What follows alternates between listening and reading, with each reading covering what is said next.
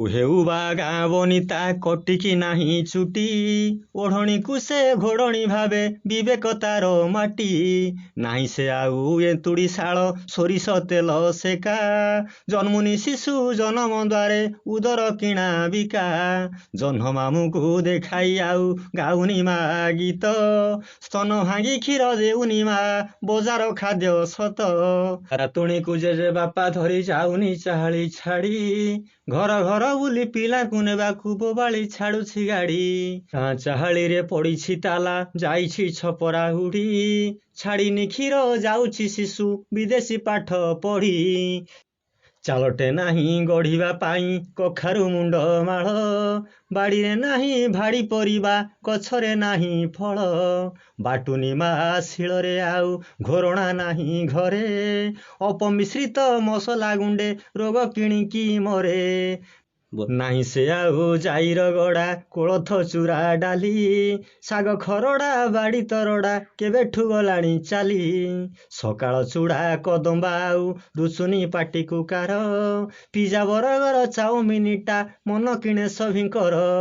ଲଙ୍କା ଚକଟା ଆମ୍ବୁଲ ଖଟା ନାହିଁ ପିତଳ କଂସା, ବାପ ପୁଅଙ୍କର ଅଲଗା ଚୁଲି ଦେଖି ଉଡ଼ିଲା ହଂସା।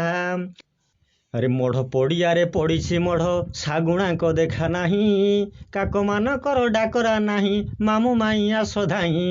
ନାହିଁ ସେ ଆଉ ସୋରିଷ ଚାଷ ଫୁଟୁନି ଫୁଲ ସତେ, ଧରଣୀ ରାଣୀ ହଳଦୀ ଶାଢ଼ୀ ଦିଶିଲା ନାହିଁ ମୋତେ।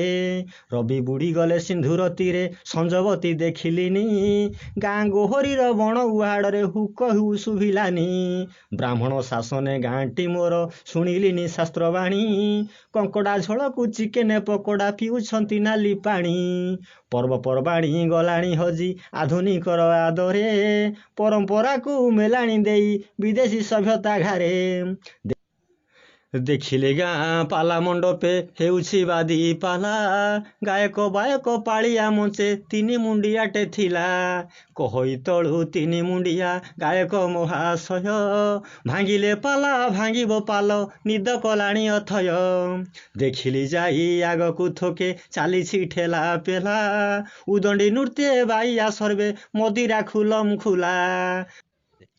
ପାହାନ୍ତି କରଟରାବୁ ନାହିଁ ଆଉ ଡାକୁ ନାହିଁ ତାମ୍ରଚୂଡ଼, ପ୍ରକୃତିରୁ ହଜିଗଲା କି ମଣ୍ଡୁକ ଶୁଭୁ ନାହିଁ କେରଡ଼। ମୋ ଗାଁ ମାଟି ମୋର ମାଟି ନୁଖୁରା ମୁଣ୍ଡେ କାହିଁ, କାନ୍ଦୁଛି ବସି ତେଲ ପାନିଆ ସିନ୍ଦୁର ଟୋପେ ପାଇଁ।